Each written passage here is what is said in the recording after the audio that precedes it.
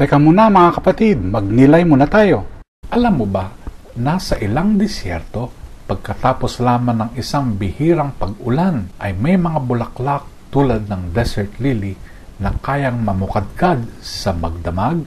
Taon silang nananatiling buto sa ilalim ng tuyong buhangin, naghihintay. Ngunit kapag dumating ang ulan, bigla silang sumisiklab sa kagandahan. Sa Exodo, ang mga Israelita ay nasa harap ng Red Sea.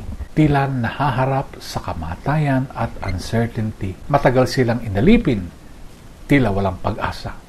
Ngunit sa isang miraculous moment, hinati ng Diyos ang dagat at sila ay naglakad tungo sa kalayaan. Ang tuyong daan ay naging daan ng buhay. Sa Ebanghelyo, pinaalalahanan ni Jesus ang mga tao na naghahanap ng tanda.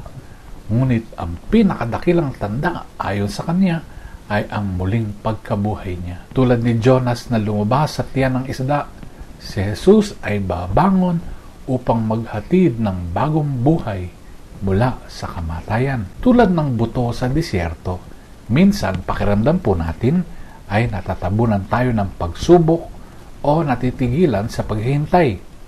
Ngunit kapag nagtitiwala tayo sa tamang panahon ng Diyos, kaya niyang maghatid ng di inaasahang biyaya.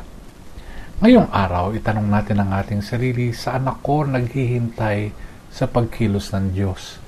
Handa ba akong maniwala na kahit sa tuyong panahon, kaya magdala ng Diyos ng biglang pamumukadkad ng biyaya? Pagnilayan po natin ito. Amen.